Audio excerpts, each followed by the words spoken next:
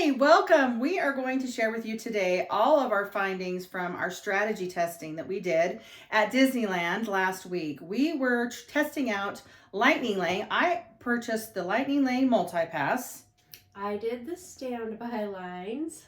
And I purchased Lightning Lane Premier Pass. We should probably introduce ourselves. I'm Chantel. I'm the magical tour guide.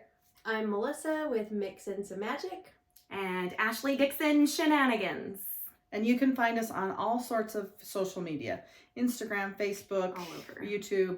Anyway, search for us, but we love to do Disney together and we love to do strategies. We love to compare and we love to try and get the most out of get our most bang for our buck. So we're going to explain to you what we did, how many rides we were able to accomplish in a certain amount of time, and kind of what we did in our strategies and why we did it, so that you can make a decision for your group and decide what would be best for you in your situation. Every situation is different, but maybe you'll find this useful for planning in your trip to Disneyland. Okay, first we should say that we all started off at the same time. So we all started off, park opened at 8 a.m. and we all started off by rope dropping. So we were in the park by 7:30, getting ready to go. And then we went our separate ways because we all kind of had different strategies based on what we were doing. But then we all came back together and met up for lunch and for dinner. And we took about an hour probably for each meal. So we really were kind of moving slow, taking our time, regrouping, and we kind of wanted it to be not a see who can ride the most attractions. It wasn't a challenge. We just wanted to show you, no matter what you're doing at the Disney parks, how you can have a really great day. So we weren't rushing. We kind of all took our time, and we had bathroom breaks and snack breaks and meal breaks. And we just made our way through the parks the best way that we could using the strategy that we were doing that day. Let's talk about what we each paid for our strategy testing. Yeah, let's talk about that. Yeah. Let's start with Melissa here. I paid $0. Well, you have a magic key. I do. If you didn't have a magic key, you'd have to buy your park ticket. Yes, but after that, my strategy costs $0. Girl math, love it. Okay. But you get what you pay for, so I'll just say that. Okay, all right. I also have a magic key, so I didn't have to pay for a ticket that day. So I got in to the park, and then I purchased the Lightning Lane multi-pass. And because I have a magic key, you get a small discount. So I paid $26, but I think that day it would have been $32. So for each person that's using Lightning Lane in your group, it's not by group, it's per person, you pay for that. So I would have paid $32 for that day for my extra perk that I purchased for skipping or getting a better, less time waiting in lines. And pricing depends on the day. With multi-pass, I've seen it like $32 all the way up to $40 per day. Right. I did Premier Pass. Woo! I really saved my pennies, guys. I promise I am not rolling in the dough like you might think I am. So Premier Pass actually costs anywhere from $300 to $400 for one day for one person. And that's on top of whatever you pay to get into the park. So I didn't need a ticket. I have a magic key.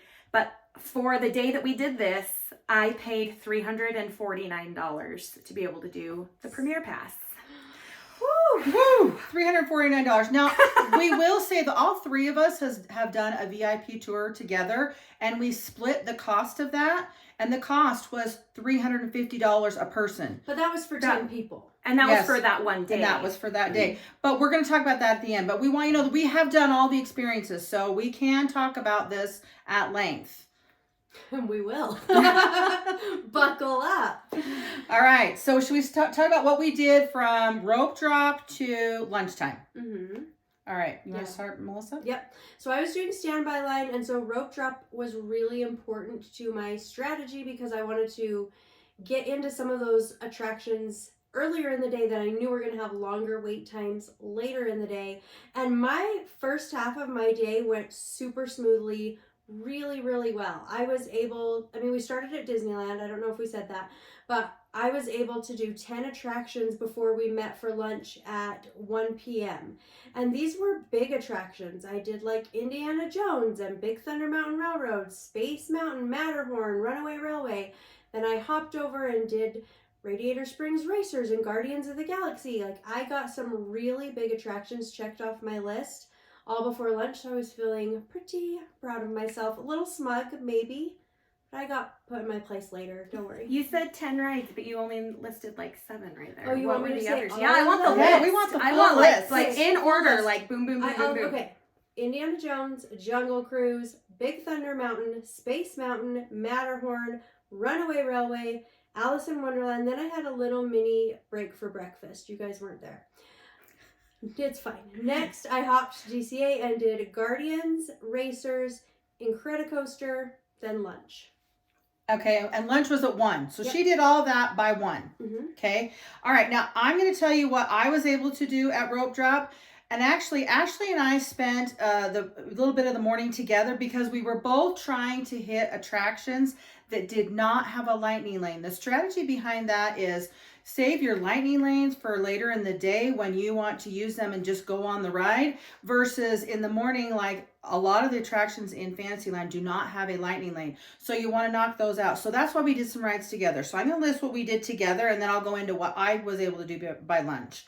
So we started at Storybook Land Canal Boats. Then we went to Dumbo, then Mr. Toad's Wild Ride, Snow White, the Carousel, and then that's where we split. So we did 5 rides by 9 a.m. We were really excited. We got knocked out 5 rides in an hour. That was amazing. Then from there, she did her own thing and I did my own thing. So I went from there to Jungle Cruise. Then I did Indiana Jones. Then I did Pirates. Then I did Haunted Mansion. Then I did the Treehouse, Tiki Room, Space Mountain. And then I hopped over. I did Guardians of the Galaxy and I did Web Slingers all by lunchtime. Now, I will tell you of those rides that I did after Ashley and I split up, Jungle Cruise does not have a lightning lane, but I did Indiana Jones, Pirates, Haunted Mansion, and Space Mountain and Guardians and Web Slingers. 6 rides that required lightning lane. Here was my strategy with the lightning lane. When I was in Fantasyland, I booked my very first lightning lane. And a lot of you will maybe question, why did you book your lightning lane at 8:30 in the morning? Why didn't you wait until later? Well, the reason for that is because I was park hopping and I was trying to do as many of the lightning lanes in one day. If you're trying to do one day, get a park hopper and do all the lightning lanes that you can in both parks, but you've got to start using those lightning lanes as soon as 9 a.m. So I used my first lightning lane at like 9:15 for Indiana Jones. So that was my strategy behind that. And then as soon as you as soon as you scan into that attraction, you book your next lightning lane. And if you go back to the other video that I created, you can see how to book a lightning lane. And then as soon as you book it, if you don't like the time, get it secured, get it in the books, and then you can go back and you can modify it. But that's a whole different separate scenario and situation. But just so you know, you can modify. And that's how I was able to get all of those attractions in by 1 o'clock. Okay. Haha. So Chantel and I did Fantasyland, Storybook Land Canal Boats, Dumbo, Mr. Toad, Snow White, and Carousel. And at that point, when we split, I decided I wanted to go knock out all of Toontown and all of Tomorrowland. So I went to Toontown and did... Hey, wait. Maybe we need to tell them real quick, what does Premier Pass get you that Lightning Lane doesn't? Oh, yeah. Oh, We can talk about the yeah. differences. Like, because Okay. people are like, you paid $20-something and you paid $350. Yeah.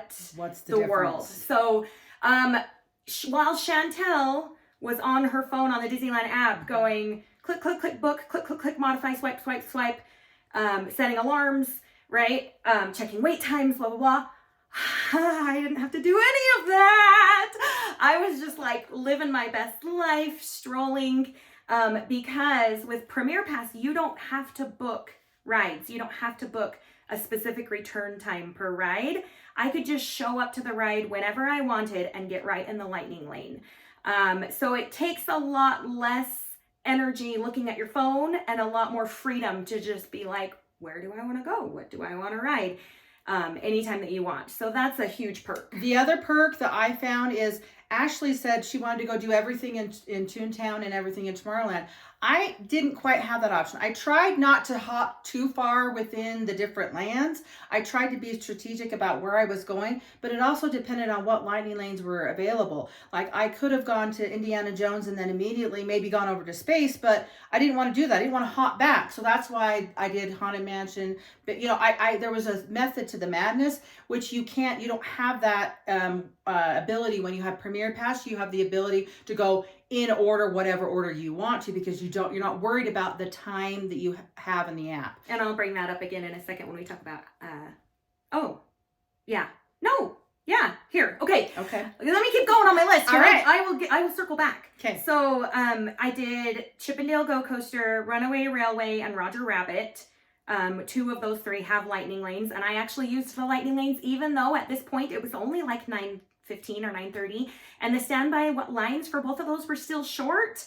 I was like, if I wanted to ride Mickey and Minnie's Runaway Railway twice, I could do standby right now and save my lightning lane for later when the line was longer. And with multi-pass, we talk about doing, strategic stuff like that. But where I knew I had 2 full parks to hit, I wasn't going to go back to Toontown. And so even risking waiting like 10 minutes, even though normally that's short, I didn't want to. I wanted to use the lightning lane right then. So, and then I went to Tomorrowland and I did Matterhorn after Roger Rabbit. Matterhorn, Nemo Subs, Autopia, Space Mountain, Buzz Lightyear, Star Tours. So that was most of Fantasyland, all of Toontown, and all of Tomorrowland. Then I hopped to DCA. And at that point, as I was hopping to DCA, Chantel was also hopping to DCA at the exact same time, reunited again. And in my mind, I was going to just stay and kind of wind my way around the park because I can do that with Premier Pass. So I was going to go to like Monsters, Inc. and then over to Guardians. She had booked a return time for Guardians and she was going straight there. And she was like, come with me. And I was like, okay, because I have that freedom. Yes. So I went to Guardians of the Galaxy, and then Monsters, Inc., and then Soarin', and then lunch. So I did 17 rides from from rope drop to lunch. And I don't think I said how many rides I did. I did 14 rides from park open, rope drop to lunch. So you were able to do 10, 14, and 17. That was all by 1 o'clock. Yep. Then at 1 o'clock, we had lunch. We sat, we ate for an hour. We revisited, talked about what we had done, decided on some more strategy and game plans. And then at 1 o'clock, we split up again. Well, we didn't. Though. I know. The plan was to split up, but we decided to all go to Toy Story. Yes, and Chantel had a lightning lane. Ashley was going to use a lightning lane, and I was going to wait in the standby line. And at this point, it's like 2 o'clock. Crowds are building, and it was just wait times were getting long, but I was standby line, and so you wait in long lines sometimes. So we got in line for Toy Story. The posted wait time was 60 minutes.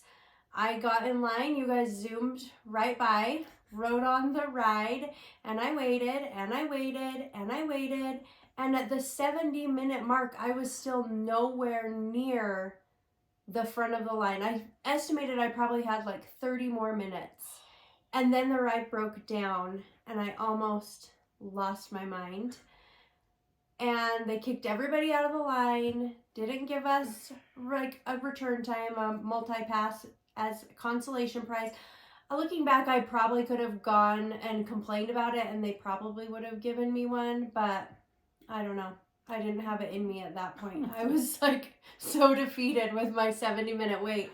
And I was just over it. And I was so mad at myself for getting in that 60-minute line, because I could have done other things rather than get in that long line, because there's lots to do at Disneyland and California Adventure that doesn't involve waiting in long lines when the parks are that crowded in the afternoon like that. So after that, I decided I can't do it. I can't wait in another line. So I went on Little Mermaid. Then I went to Animation Academy and I drew Dumbo, and he is real bad.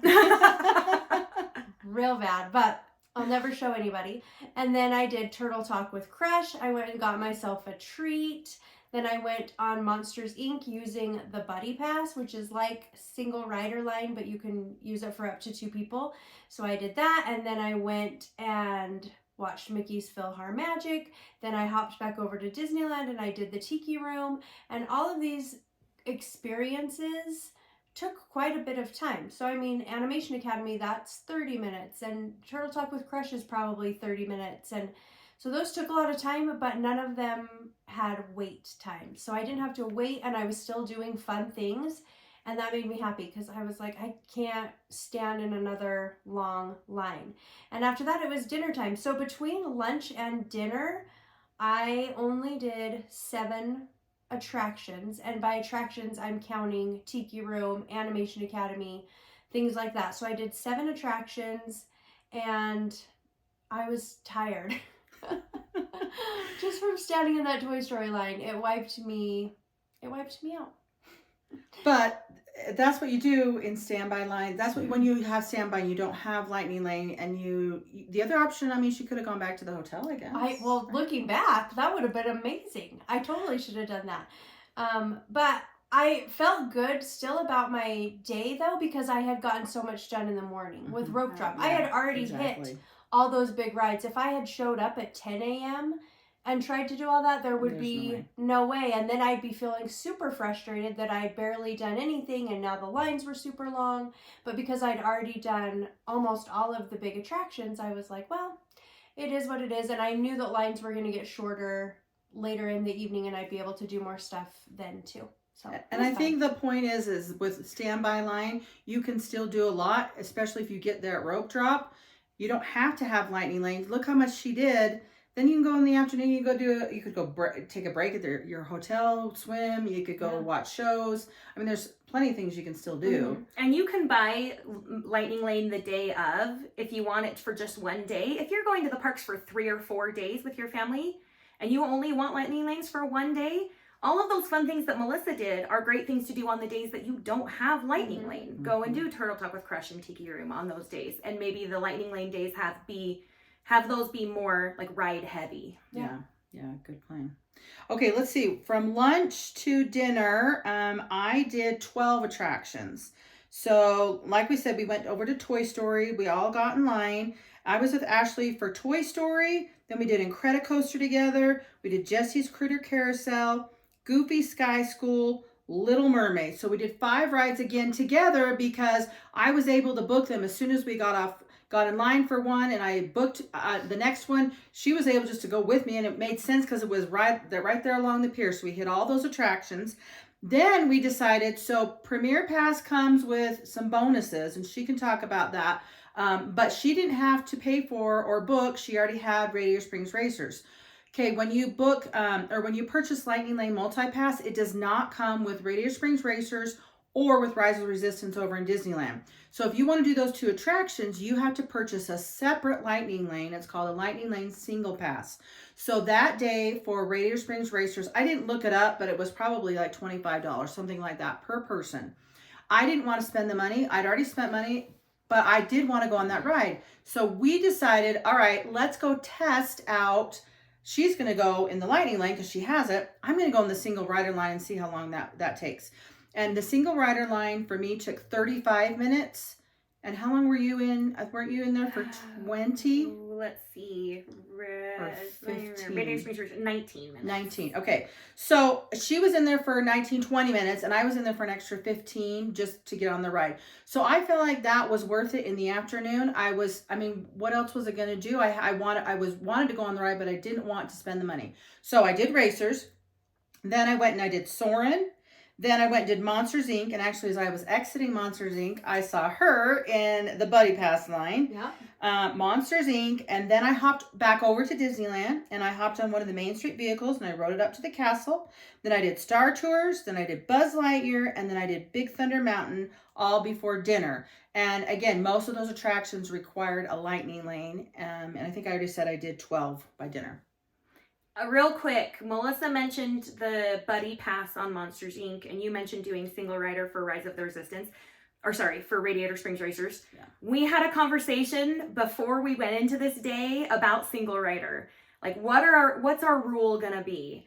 And we decided that just across the board, all three of us would be able to allow ourselves to do up to 3 single riders during the day.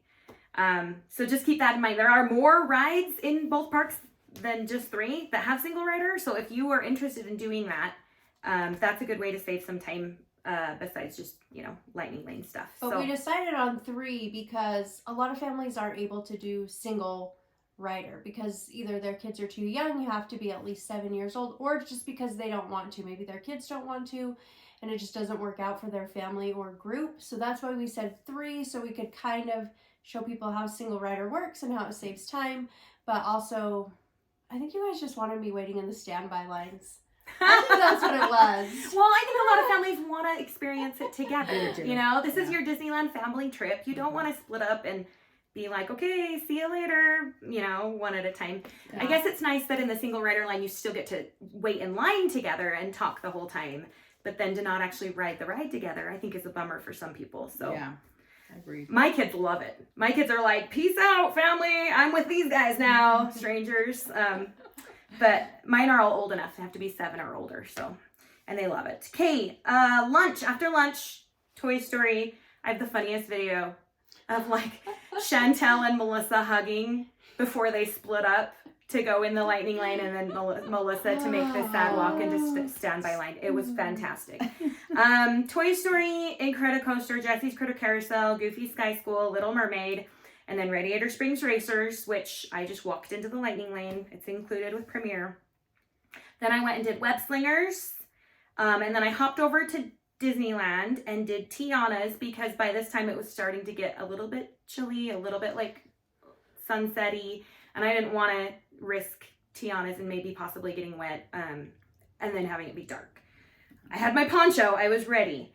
And so Tiana's and then Winnie the Pooh, and I used the Roo Pass. I can't believe how many people don't know about the Roo Pass. They all know about the Buddy Pass at Monsters Inc. Mm-hmm. There's the same thing at Winnie the Pooh. It's called the Roo Pass. It's basically a single rider, but it allows 1 or 2 people to fill in empty rows. So you just have to go up and ask for the Roo Pass. And then Rise of the Resistance, I walked right into the room with Ray. I did not stop once. I walked right onto the ride. It was awesome because I think it was a 65-minute standby wait. Mm-hmm. So that was fantastic. Nice. And then Millennium Falcon. So I did, between lunch and dinner, I did 13 rides. No, 12 rides. Is that right? I don't know. Yeah, 12. 12. So we both did 12 rides between Okay. lunch and dinner. Then we sat and ate at dinner. We had a conversation. We talked about what we had been doing. And then at that point, my feet were killing me. It was 8 o'clock. I was trying to see, it was 8 o'clock. I was Yeah. like, okay, all right, how much do I have left? Let's push through. And Ashley had decided she was going to stay until midnight. So Melissa and I kind of had a plan because neither one of us were going to pay for Rise of the Resistance. Mm-mm. What we like to do is at the very end of the night, you can hop into the line as just before it closes, and it closes before the park does. So that night, the park was closing at midnight. Rise of the Resistance closed at 10 p.m. As long as you're in the line before 9:59, then you can go on the attraction. We actually got into the line, I think 9:55. We were barely. Anyway, so we'll talk about that, but that was kind of the game plan moving forward from dinner on. Yep. So after dinner, it was 8 o'clock, and I knew I wasn't going to be staying much past 10, but I wanted to get a few more rides in, especially since wait times start to drop about 8 o'clock. And then once the fireworks show is over, 9:30ish, then the wait times get super short after that, which is really nice. I wish I had more energy to stay longer, but I was tired. So after dinner, I had 2 hours before I knew I was going to be done. So I did Pirates of the Caribbean, and then I did Winnie the Pooh. I didn't do the Roo Pass. The posted wait time said 25 minutes, but I only waited 7 minutes because I feel like especially as the night goes on, Disney will inflate their wait times. I don't know if they're trying to shoo people out of the parks or to different rides, but often the wait times are significantly longer, or they say they're significantly longer than they actually are. in the evenings, the later evenings. So I was happy to only wait 7 minutes for Winnie the Pooh. And then I met up with Chantel. Oh, no, wait. I did Smuggler's Run. Then I met up with Chantel and did Rise of the Resistance. So I did 4 attractions between dinner and 10 p.m. Okay, so from dinner to 10 p.m., I went to Finding Nemo. Then I did Autopia, Matterhorn, Millennium Falcon, and then hopped in line for Rise of the Resistance just before 10. So I did 5 more attractions. And when we hopped in that line, I think the wait time said 40 or 45 minutes, and we ended up only waiting 20 minutes. But by the time we got off the attraction, we were like, all right, we're done. So we're saying that our park time was 8 a.m. to 10 p.m. because we got in line. And by the time we got off of Rise, it was just, 10:15, 10:20, something like that. Maybe 10:30. But anyway, that was our ride time. So I did 5 rides after dinner. And again, you have to account that we took an hour for lunch and an hour for dinner. All right. Hey, so at dinner, I realized I spent $350 on Premier Pass. And I'm probably never going to do that again in my lifetime. So I have got to squeeze every ounce out of this. And I know it wasn't a competition to see who can ride the most rides in the day, but in my brain, it became a competition with myself. I was like, I thought about the rides I had done in California Adventure, and there were only like maybe 5 or 6 that I didn't do. And I was like, wouldn't it be cool if I could say I did every ride? So after dinner, I hopped back over to California Adventure. And I did, guys, I did Golden Zephyr, Jumpin' Jellyfish, Inside Out Emotional Whirlwind, and Luigi's.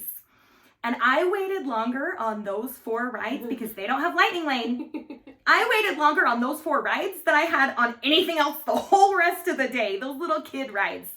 But, I thought it was going to be a great idea. And I really did do everything every ride in California Adventure other than the Pixar Pal Around Mickey Wheel, because that closes early for World of Color and doesn't reopen.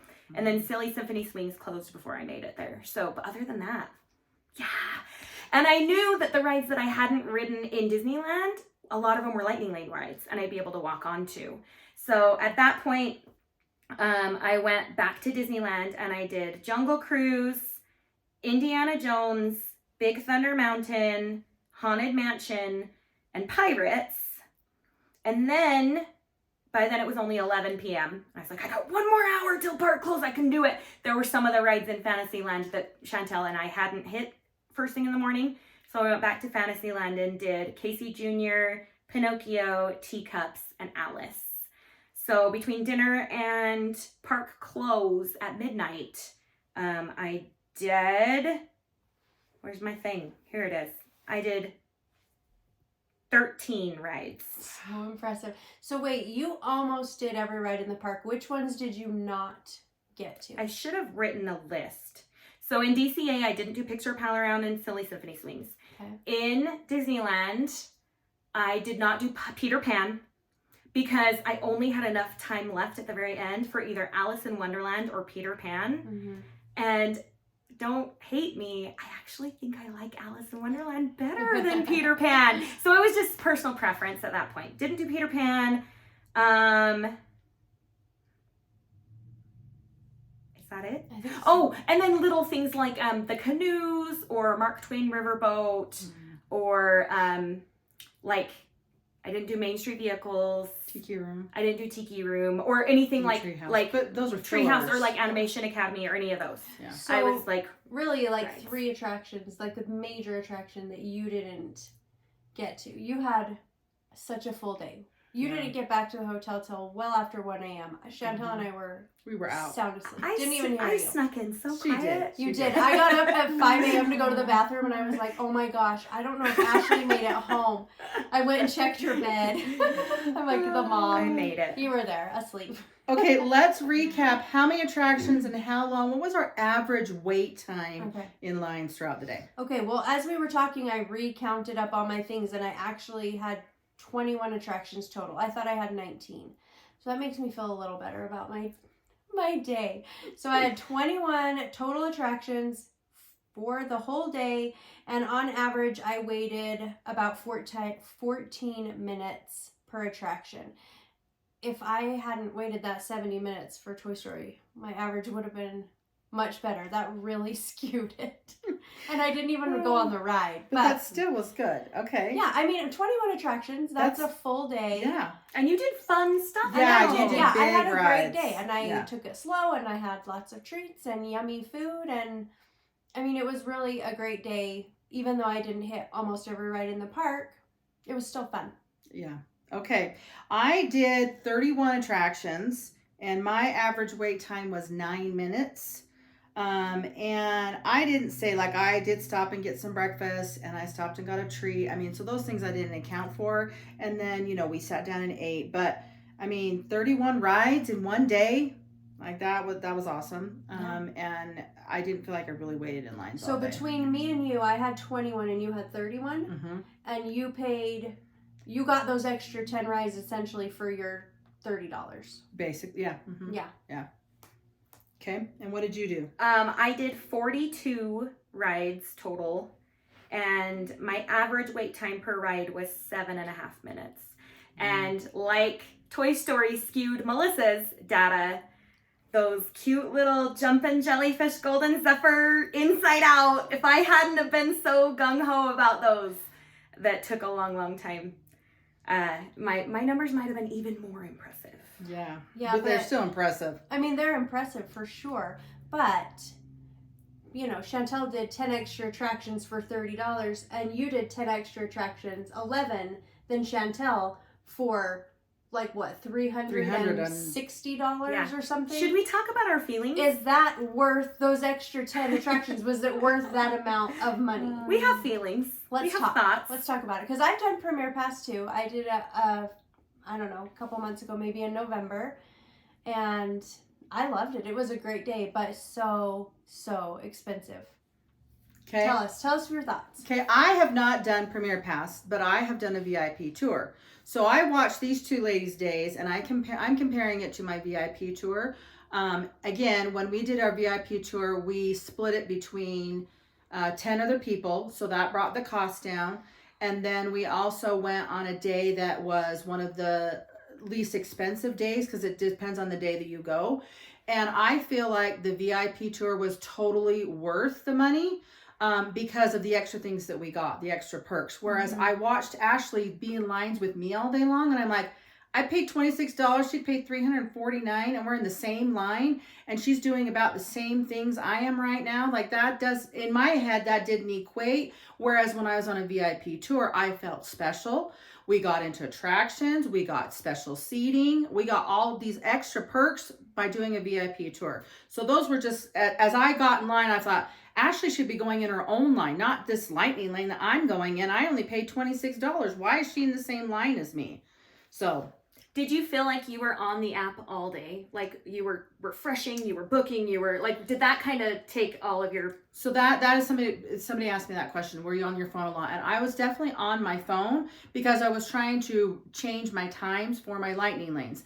But I was doing it while I was in a line, and I was either talking with her or I was refreshing, but I was doing it like I didn't feel like it took away from my experience, because as soon as I booked it, then I was, okay, back to talking.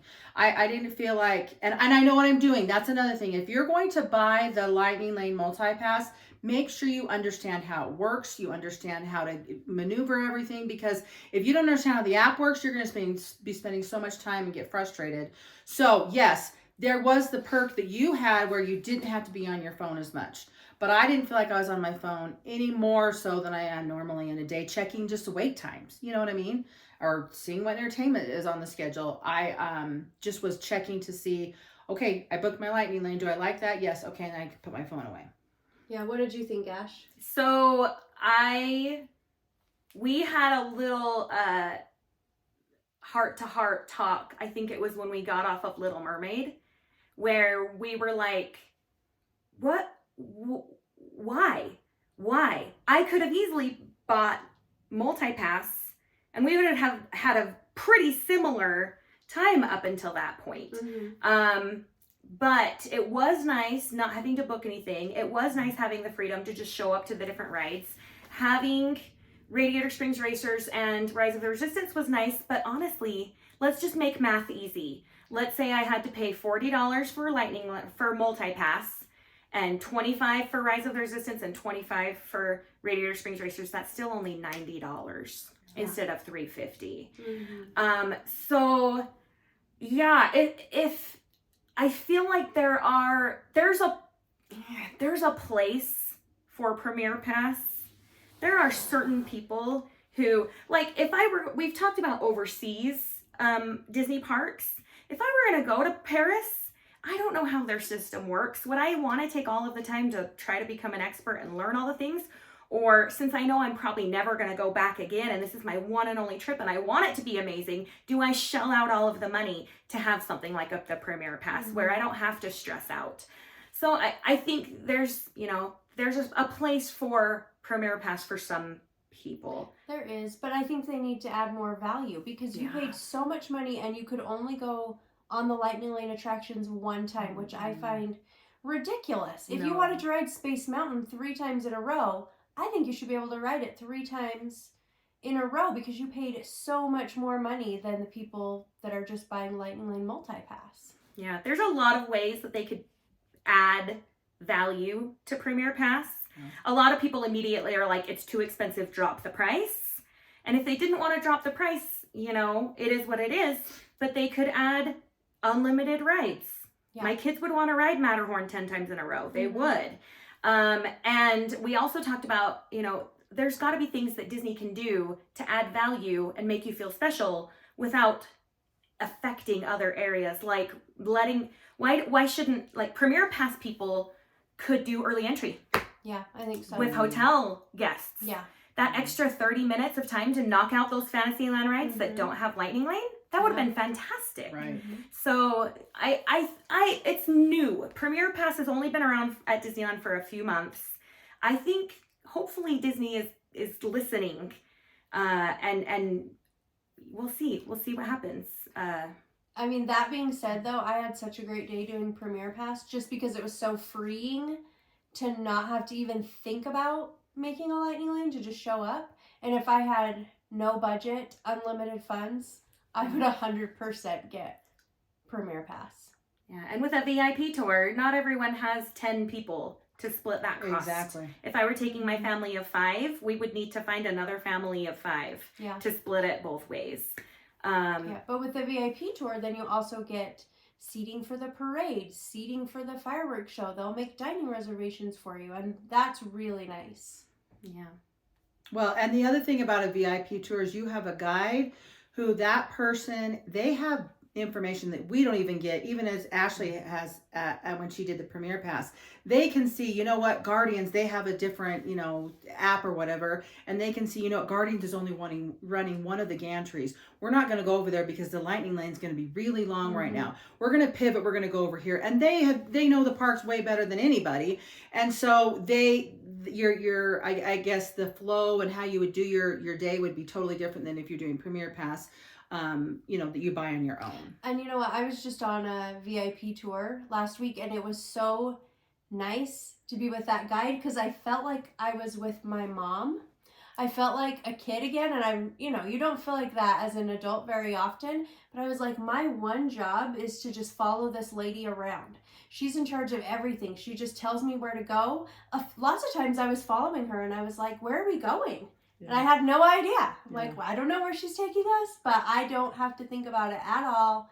I just follow her. She's going to make sure I have a great day, and I loved that. That's really nice too, but it comes with a price. It does. If you want to know what that experience looks like, I will put a link in the description on my YouTube channel for our VIP day. Yeah, I'll do that too. Has one too. Okay, what do you guys think? Final thoughts about your day. I had a great day. If I am just showing up to Disneyland, I will get the Lightning Lane every single time because standby lines are doable. You can still have a great day, but for just $30 extra, I could have had an easier day and maybe a little bit more fun. I could have gotten more done. And I did want to mention, though, if you are just doing standby lines, I recommend not park hopping, because had I just been staying at Disneyland, I would have been able to get more done. Or had I just been in DCA, I would have been able to get more done. But park hopping with standby lines is really kind of difficult. You're just making your day more difficult than it needs to be. Just stay in one park if you're just doing standby. So I feel like my day, I got so much done. I mean, there really wasn't much that I didn't get done. Like not doing those attractions that Ashley did, Silly Symphony, Jellyfish. I'm okay with that in a day. I got to do rides and cars in the same day, plus all of the lightning lanes that I was able to do. If I had not taken 2 hours to eat each meal, which I don't recommend, like if you're going to go to the parks, don't spend that much time eating. Do quick service and be quick about your 2 meals. That would have been a whole other hour that I could have done more rides. And if I had wanted to stay until midnight, I could have done even more. So I feel like I could have done everything if I really had put more of an effort into that. But that was not the goal. The goal was to show you how much you can get done by purchasing the Lightning Lane Multi-Pass. And I 100% believe that it is worth purchasing that when you go on to Disneyland. Lightning Lane Multi-Pass, 100% worth it. Mm-hmm. Lightning Lane Premier Pass, maybe not yet. I think there are 2 groups of people that Premier Pass would appeal to. The first group are people like me when my brain was like, oh my gosh, let's do every ride in both parks in one day. Wow! Like ride heavy people. But you don't want to do a VIP tour. Maybe your kids or your group don't care about parade seating or, getting into Blue Bayou or whatever, all the extras that VIP tours come with. You just want to hit all the rides as fast as you can. Boom, boom, boom, boom, boom. Premier Pass is pretty cool. The other group, I think, are people who this is their one Disneyland trip. They have the budget for it and they don't want to stress out. Mm-hmm. They don't want to have to learn how to be a Lightning Lanes expert like Chantel, where you're refreshing and you're booking and you're, they just want the freedom to be able to show up and go wherever, whenever. But personally, I will stick with multi-pass. I feel like that to pay $30 or whatever it is per day to get almost as much as I did with Premier Pass. That's the way to go. Yep. I think so. Okay, you guys, this was so fun. We have more strategy testing coming up. Do. We like doing strategy testing and helping you find the best way to tour the Disneyland Resort for you and your family. So we have more coming up. Make sure you're following all of us. It's going to be fun. And if you have any ideas and you want us to test, let us know in the comments and we'll put it in our itineraries because we are all about strategizing. Yep, so fun. All right, thanks. Thanks. Guys. See ya. Bye.